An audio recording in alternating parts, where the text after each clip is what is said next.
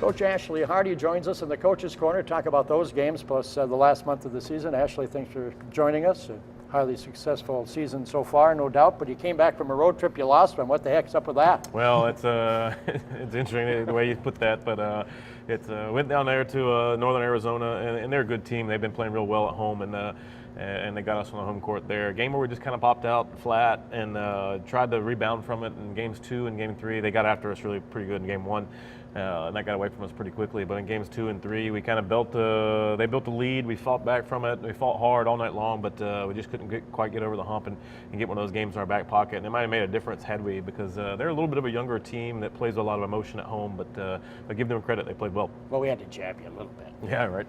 You look at the standings and how everything sets up right now in the Big Sky. You guys still sit atop, but there's kind of like 3 or 4 teams kind of right in the mix, basically chasing and pushing you a little bit, don't you think? I think so. There's definitely 4 of us, and you could possibly add Montana to that mix as well. They're playing above 500, and they're right there. But Portland State, Idaho State, Northern Arizona, ourselves are a group of 4 that we may end up separating ourselves. But Montana's got a lot of seniors. They're going to come in here on Thursday night and play well, and they just won their rivalry game against Montana State just recently. So we know we have a work cut out for us still. We've just made the turn now, so we got to go through the second half, and everybody's seen us once now, so this is the second time around the lineup, and we got to stay ahead and do a good job.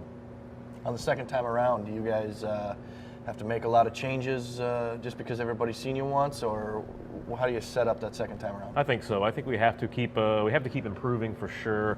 Our overall game, but we can't keep setting the kids the same way we've done them all along. If we just want to look at our offense, who kind of leads the league in a couple of statistical categories, but I think people start to catch up to us if we keep doing the same thing. So how much scouting yourself do you do? I do a lot, but and not just me. Our coaching staff does a lot of it. We show the team video of the other teams and preparing them to play even to get them comfortable with the other team. But for ourselves, we do a lot of it behind the scenes and try to just add little wrinkles and tweak things here and there just to keep the other teams off balance so they don't get too comfortable defending us.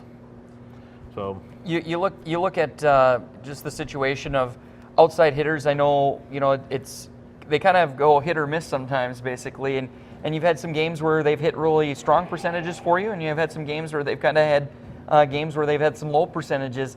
Tell me a little bit about kind of what a difference it makes and why some of those percentages kind of go on the low side sometimes to when they go on the high side.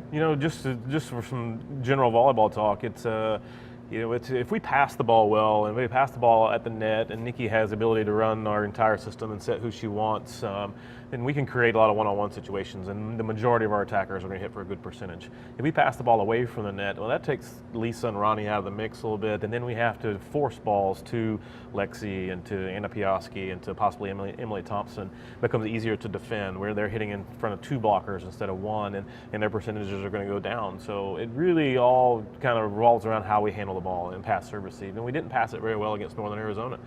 Give them credit. They hit some pretty tough serves and put some balls in places that were difficult for us. But we got to go out there. We got to handle that thing. We got to get the ball to Nikki in a good spot, and then so she can run our offense. And then we'll see those percentages stay up pretty high, even for a freshman like Anna, who may have ups and downs just being a freshman. But we can keep her at a pretty high level if we handle the ball well. Where to improve defense, you say, for the most part? I'd like us to be more consistent defensively. We've had some good performances in nights against Portland State and Idaho State were great, but there's been some other nights, and then Northern Arizona hit 299, almost 300 against us on the road, and that's not good enough. We need to be able to lock that in and be consistent, and we need to serve the ball better too.